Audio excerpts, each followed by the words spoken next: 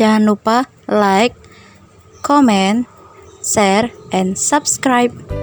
Video ini dibuat untuk memenuhi salah satu tugas kelompok dari mata kuliah Strategi Pembelajaran dengan dosen pengampu Ibu Mutia Febrian, SPD, MPD. Assalamualaikum warahmatullahi wabarakatuh. Saya Sylvia Gusirahayu Pardede dari kelompok 5. Di video kali ini saya akan berperan sebagai guru. Assalamualaikum warahmatullahi wabarakatuh. Nama saya Feni Rizka Antami dari kelompok 5. Di video ini saya sebagai penyimak. Assalamualaikum warahmatullahi wabarakatuh. Perkenalkan, nama saya Jihan Nabila, NPM 1902040010, kelas 4A Payung Pendidikan Bahasa Indonesia. Dan di sini saya sebagai penyimak. Terima kasih. Assalamualaikum warahmatullahi wabarakatuh. Langsung saja, mari kita saksikan. Untuk melakukan pembelajaran melalui Zoom Meeting, biasanya link Zoom akan dikirim melalui WA Group. Dan peserta didik mulai memasuki Zoom Meeting. Assalamualaikum warahmatullahi wabarakatuh. Waalaikumsalam warahmatullahi wabarakatuh. Pertama, saya sangat berterima kasih kepada seluruh mahasiswi yang telah mengikuti Zoom Meeting tepat pada waktunya. Ada baiknya sebelum kita memulai pelajaran hari ini, marilah kita berdoa menurut kepada kita masing-masing. Berdoa dimulai.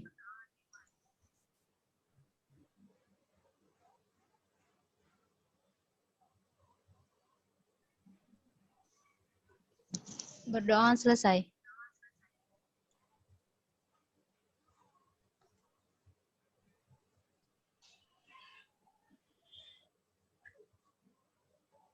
Baiklah, langsung saja kita akan membahas materi kita hari ini.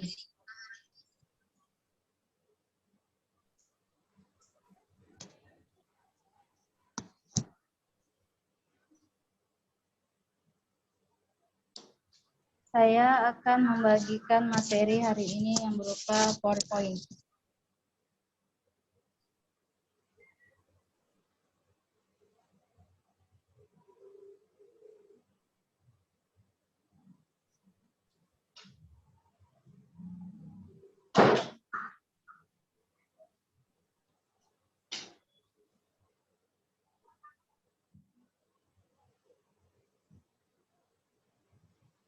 Bentar ya.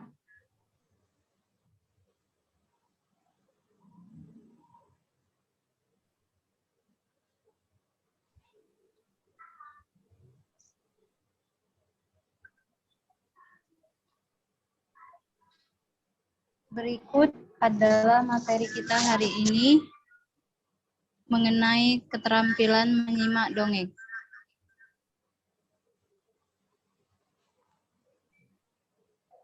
Kelihatan?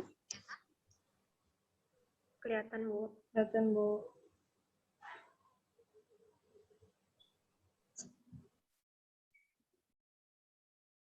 Sebelum kita membahas mengenai keterampilan menyimak dongeng, saya akan menjelaskan ulang mengenai keterampilan menyimak. Ada yang masih ingat tentang keterampilan menyimak? Enggak, Bu. Penny? Enggak, Bu.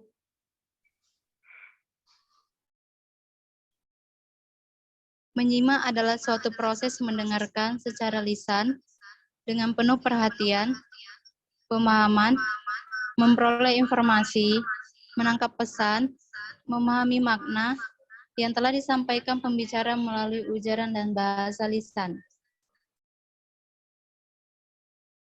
Lanjut mengenai pengertian dongeng. Ada yang mengetahui pengertian dongeng? Apa itu dongeng? Jihan?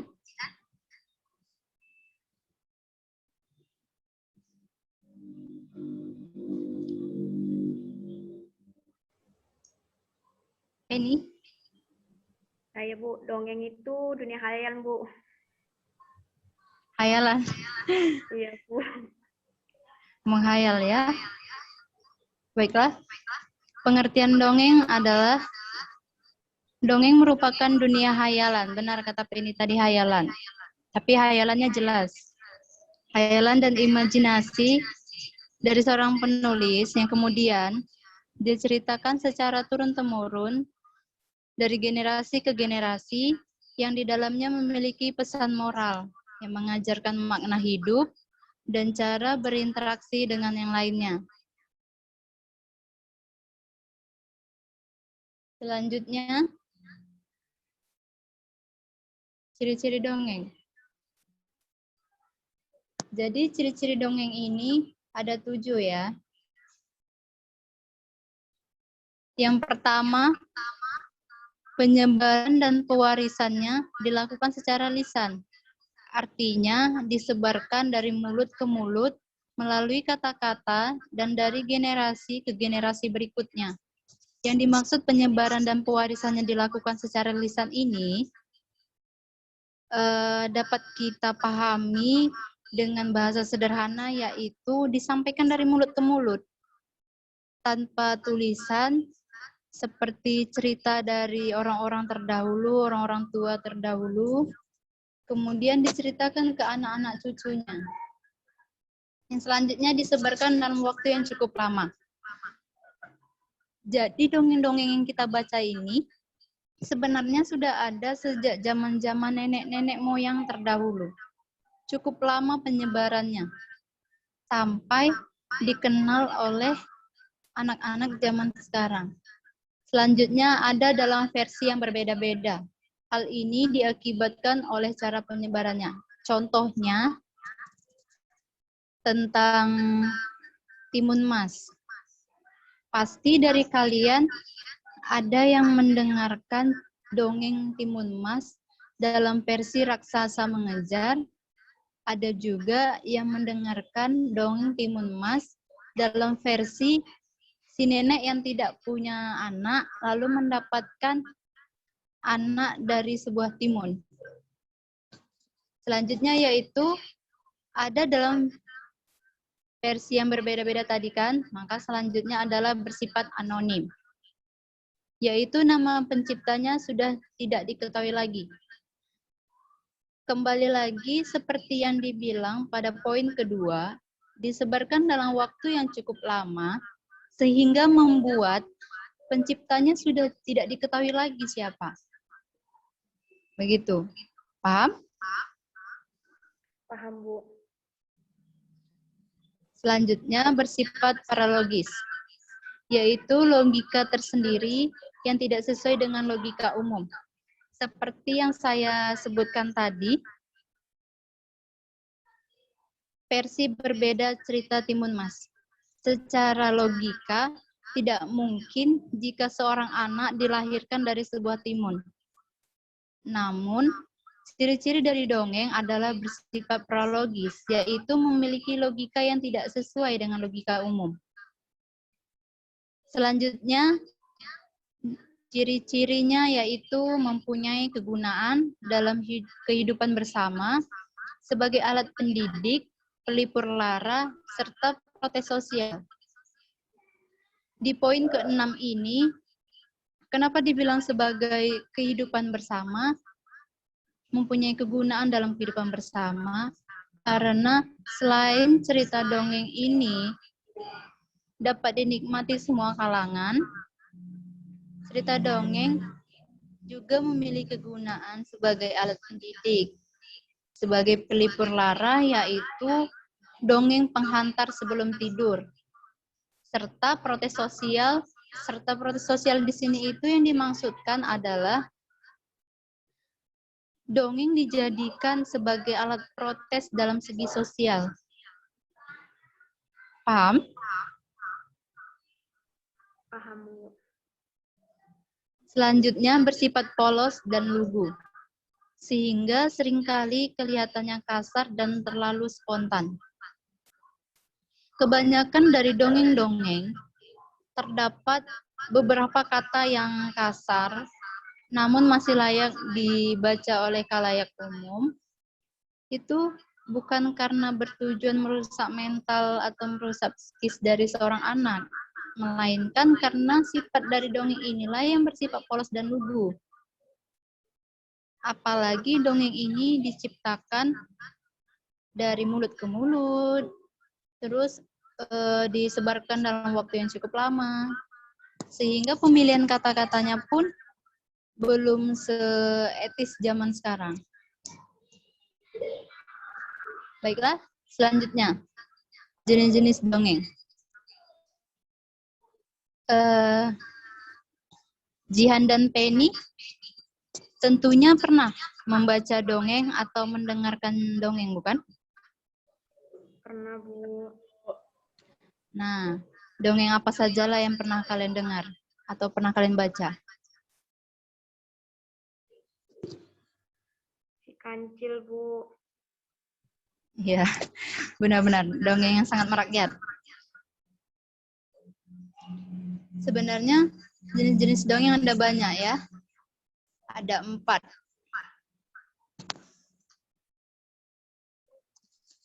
Yang pertama yaitu dongeng binatang. Yang kedua, dongeng biasa. Yang ketiga, lelucon dan anekdot.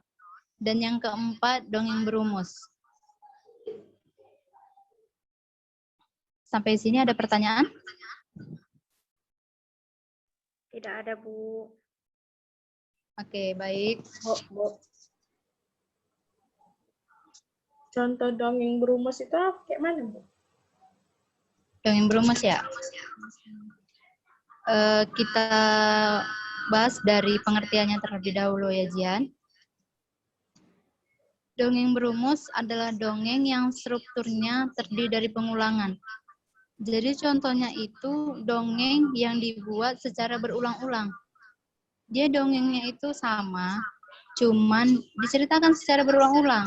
Karena penyampaiannya tadi berbeda-beda. Contohnya seperti Timun Mas, yang awalnya ceritanya adalah seorang anak yang dilahirkan dari sebuah timun. Kemudian diceritakan kembali Timun Mas ini dikejar-kejar oleh raksasa. Gitu. Jelas? Sudah, Bu. Makasih ya, Bu. Sama-sama. Selanjutnya, fungsi dari dongeng. Sebenarnya ada banyak fungsi dari dongeng ini ya, termasuk kalangan anak-anak. Dongeng sangat terkenal di bagian kalangan anak-anak. Namun, ada fungsi utamanya yaitu memberikan hiburan, juga sebagai sarana untuk mewariskan nilai-nilai yang diyakini kebenarannya oleh masyarakat pada masa itu.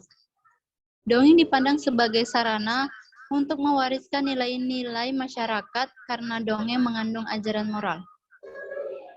Jika kita rasakan, jika kita pahami, fungsi dongeng ini sendiri,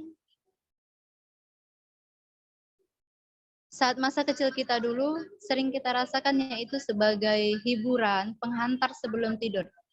Iya, bukan? Ya, Ada ya dulu yang sering dibacakan dongeng sama mamanya? nggak ada, Bu. Baca sendiri, Bu. Nggak ada yang mandiri kali ya? Ya, Bu. Nggak pernah dibacain dongeng. Baca sendiri, tidur sendiri, semua sendiri. Iya. Baru paginya bangkong. Lanjut. Selain sebagai hiburan, dongeng sering mengisahkan penderitaan tokoh. Namun karena kejujuran dan ketahanan ujiannya, tokoh tersebut mendapatkan imbalan yang menyenangkan. Sebaliknya, tokoh jahat pasti mendapat hukuman. Nah, di bagian fungsi kedua ini, sebenarnya dongeng lebih mengarahkan pembaca untuk mengambil pesan moral dari fungsi dongeng. Ada pertanyaan? Nggak ada, Bu. Nggak ada ya. Pinter-pinter anak ibu. Nah, karena nggak ada pertanyaan, ibu yang balik tanya. Ini ada tugas.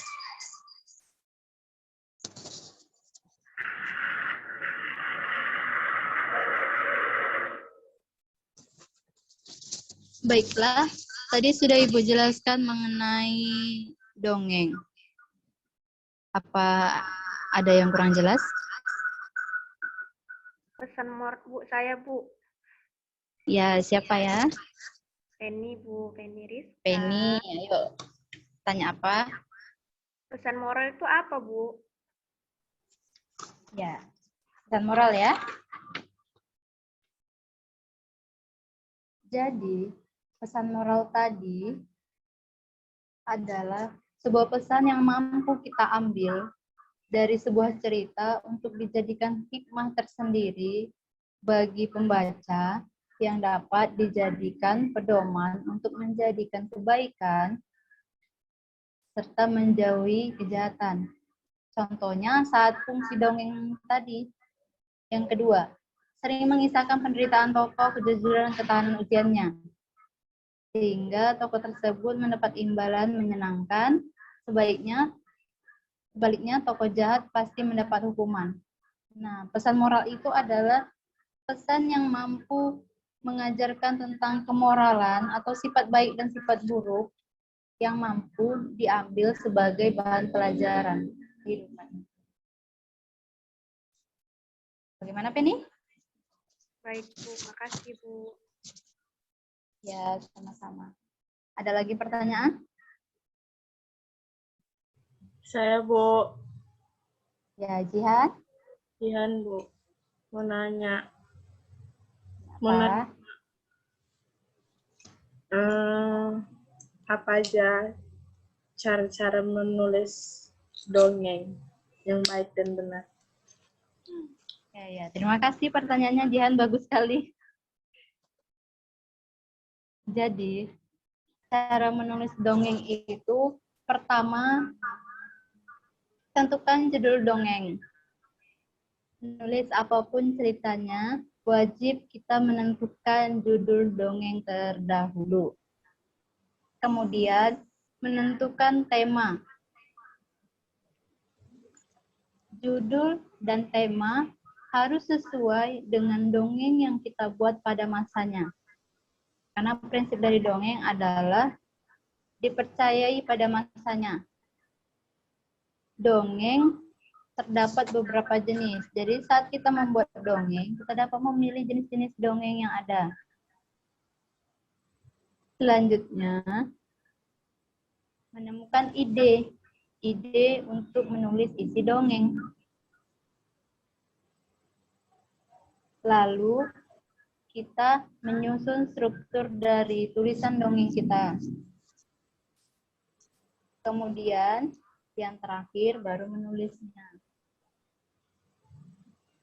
Untuk menciptakan dongeng yang pantas dibaca oleh khalayak umum, kita diberi kesempatan untuk merevisi dongeng kita. Disitulah kita akan memperbaiki kata-kata, mana yang pantas, mana yang tidak. Begitu, Jihan? Ya Bu, udah Bu. Ya, ada lagi pertanyaan? Nggak ada Bu. Oke, kalau nggak ada, berhubung Zoom meeting kita waktunya terbatas, maka sekian penjelasan dari Ibu. Inilah tugas untuk pertemuan selanjutnya. Kelihatan? Kelihatan Bu. Ya. Bacalah salah satu dongeng, lalu cari dan tulislah pesan moral yang kamu dapat dari dongeng yang dibaca. Ada pertanyaan untuk tugasnya?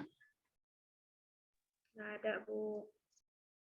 Oke, jangan lupa ya, kumpulkan tugas tepat pada waktunya. Bu, tulis tangan kan Bu? Ya. Nggak usah tulis tangan, ketik aja. Kita mahasiswa milenial. Hemat kertas. Nanti dikirim ke WA grup kita aja ya. Ya Bu. Baiklah, jika tidak ada pertanyaan lagi, langsung saja. Terima kasih sudah berpartisipasi pada Zoom meeting pertemuan kali ini. Semoga kita selalu diberikan kesehatan agar mampu untuk bertemu di Zoom meeting atau pembelajaran via virtual lainnya. Akhir kata, saya ucapkan wabillahi wa taufiq wal hidayah. Wassalamualaikum warahmatullahi wabarakatuh. Waalaikumsalam warahmatullahi wabarakatuh.